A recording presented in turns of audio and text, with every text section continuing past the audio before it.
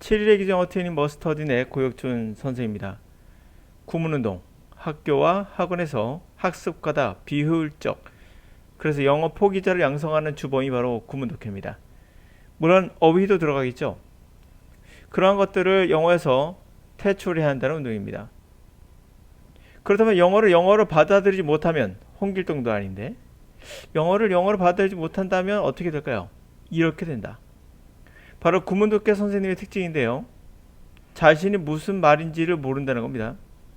그러니 학생들은 오죽하겠습니까? 자신도 무슨 말인지 모르면서 해석을 하니 학생들은 또한 어떻게 하겠는가? 2022년 법원지 9급 독해를 통해서 한번 알아보도록 하죠. 제가 미리 줄을 쳐놨는데요. 자, 이게 무슨 말인지 한번 분석해 보시겠습니까? 두 번째는 바로 맨 마지막에 있는 이 부분이에요.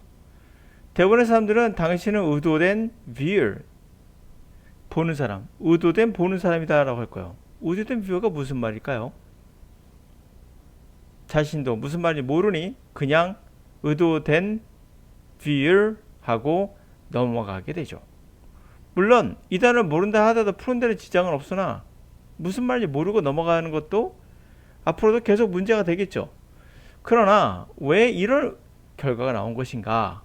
다시 말하면 구문은 분석이기 때문에 영어적 사고방식을 할 수가 없어요. intended가 단어의 뜻은 알아요. 의도하다. 이들이 의도된 시청자. 구문도 알아요. so, 주어 동사도 알아요. 근데 막상 연결하고 나면 무슨 말인지 몰라요. 여기 as의 뜻을 살펴볼까요? 이게 때문일까요? 아니면 만큼일까요? 아니면 때, when 같은 때일까요? 아니면 뭐뭐 같은 거, 뭐뭐처럼이란 뜻의 like 같은 걸까요? 아무것도 알려주는 게 없습니다. 구문의 특징이에요. 구문은 구조만 알려줄 뿐 그 이상의 어떠한 정보도 주지 않습니다. 그러므로 영어로 느끼지 못하면 이 해석이 엉망이 되는 거예요. 자, 같이 한번 읽어나가면서 어떤 뜻인지 살펴보도록 하겠습니다. 자, 매우 존경받는 예술가, 예술 역사가 에른스트 곰브리치는 뭐에 대해 썼다는 겁니까? beholder. 우리가 본다는 거죠. 보는 사람의 목이라고 부르는 것에 관해 썼대요. 자, 그것은 곰브리치의 생각이기도 한데요. 바로 viewer, 보는 사람이 예술 작품을 완성한다는 거예요. 곧 예술 작품의 의미의 일부분은 바로 그 사람, 보는 사람에게서 나온다는 거죠. 자, 문법적으로 해석하면 이렇게 돼요. 그래서 당신은 본다. 뭘 본다는 거죠? 틀린 정답은 없다. 그것은 당신이기 때문에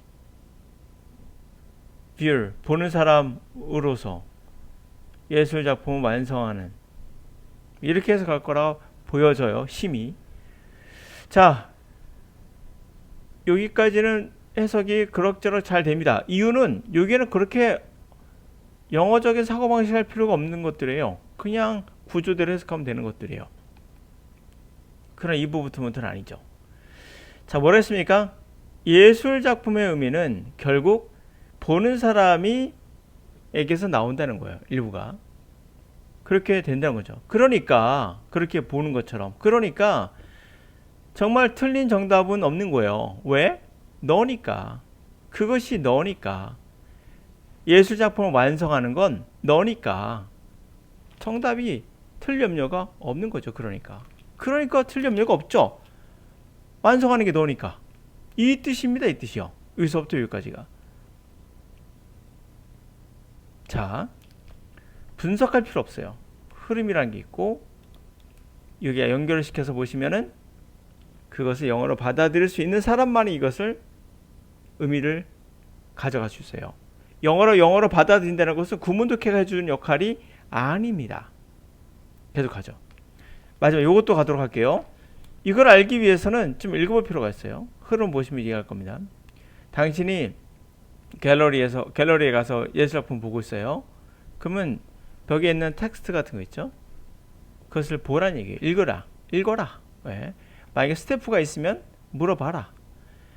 같이 갔던 동료, 비지터가 있으면 그들이 뭘 생각하는지 좀 물어봐라. 질문하는 거, 그게 이해하는 거의 키, 열쇠인 거죠. 잘 이해하는 거의 열쇠인 거예요. 그것은 인생에서 어떤 거에도 다 적용이 됩니다. 단지 예술만 그런 건 아니에요. 그러나 무엇보다도 묻는 것보다 더 중요한 건 뭘까요? 바로 확신을 가지는 거죠. 예술 작품 앞에서 확신을 가져. 묻지 않아도 된다는 거예요. 이 말은 확신을 가져. 만약에 네가 곰곰이 예술 작품을 감상하고 있다면, 그것을 보고 있다면, 그렇다면 당신이 바로 의도된 viewer야. 의도된 viewer? 바로 예술 작품이죠. 예술 작품이 의도했던 사람인 거야. 그 예술 작품이 타겟으로 한 사람이 바로 너라는 거야. 너를 목적으로 그렸다는 거지. 이 뜻입니다. 예술 작품을 보고 있다면, 곰곰이 당신도 생각하면서 그것을 감상하고 있다면, 그것은 당신이 바로 이 예술 작품이 의도한 관람자는 거죠. 너를 타겟으로 한 예술 작품이란 거예요. 예술 작품이 타겟으로 한 것은 바로 너라는 거지. 예술 작품이 의도한 건 바로 너야. 너를 목적으로 한 예술 작품인 거야. 그러니까 너가 생각하는 게 중요한 거죠.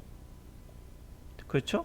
당신이 유일한 비평가, 당신이 카운터할 수 있는, 당신만이 유일한 카운터할 수 있는 사람인 거예요. 카운트가 뭐 중요하다 이렇게 하는데, 그냥 카운트한다는 건 뭡니까? 센다는 거잖아요. 당신이 의미를 주의할 수 있다는 거예요. 당신의 의미를 부여할 수 있는 유일한 크리틱, 비평가라는 거죠. 근데 만약에 누군가 그냥 의도된 뷰어라고 한다면, 이거 그냥 사전에 있는 거 그대로 옮겨놓은 거예요. 무슨 말인지 모를 거예요. 좀 더 리얼리티하게 우리가 영어적으로 본다면, 예술 작품을 곰곰이 보고 있어요. 그럼 당신이 바로 타겟 뷰어인 거예요. 이게 더 적절하죠. 당신을 목표로, 당신이 바로 타겟이 되는 사람인 거예요. 이게 더 맞는 거죠. 당신이 타겟이 되는 관람자인 거예요. 이렇게 되죠. 타겟이 되는. 이게 더 적절합니다. 의도된 뷰어라는 건 되게 무슨 말인지 알 수가 없어요. 자신이 무슨 말인지 모를 때 하는 말은 사전에 있는 뜻을 그대로 집어넣는 거예요. 그리고 나중에 누가 모르면 내가 그런 의도로 말했어 라고 말하면 또 끝나는 거거든요. 또 돌려서 말하면 또 그렇게 그래 그럴 수도 있겠다 라고 생각이 들기 때문에 그래요. 그래서 어정쩡한 중간 지점을 만드는 거죠. 본인이 이해 못했을 때는 A도 B도 C도 D도 되는 것을 어정쩡하게 말하는 거예요. 의도된. 분명히 사전에 의도가 나와 있으니까 절추해가지고 대충 넘어가는 거죠. 그러나 정확히 의미를 알고 있다면 intended는 의도되는 말을 쓰긴 되게 이상해요. 의도된 시청자가 뭐죠? 듣기에는 자신이 의도한 것 같잖아. 내가 의도해서 본 거야. 그게 아니란 거라니까요. 너는 의도한 게 아니라 너를 목적으로 만들었다고. 예술작품이 그 뜻이에요. 너는 그 타겟이 되는 뷰어인 거야. 이해되셨습니까? 네. 자, 그런 의미에서 물론 정답은 쉽게 나와요. 이건데 제가 말하는 요지는 두 가지였던 거예요. 영어를 영어로 받아들이지 못하면, 그렇죠? 이렇게 된다는 거예요. 구문독해 선생의 특징이에요. 지가 해석하고도 무슨 말인지 모르게 되는 거. 이 부분 전체는 여기는 해석이 돼요. 구문독해로도 충분히 가능합니다. 그러나 어떤 부분에서는 딱 걸리게 되죠. 여러분들이 많이 느껴지셨을 거예요. 독해하면서 이게 구조는 되게 쉽죠. 구조는 엄청 쉬운데 해석이 안 되네. 이 단어도 어려운 단어가 아니고 구조도 쉬운데 해석이 안 되네. 이게 바로 영어적 사고방식을 하지 못하는 사람들의 특징. 이거는 평생 가도 안 될 수 있어요. 자신이 무슨 말인지 모르면서 학생들을 가르친 결과가 되게 되죠. 의도된 뷰어란 말은 잘못된 건 아니지만 정확한 표현은 분명 아니에요. 어정쩡하게 넘어갈 때 쓰는 거죠. 구렁이 담는 듯이 슬쩍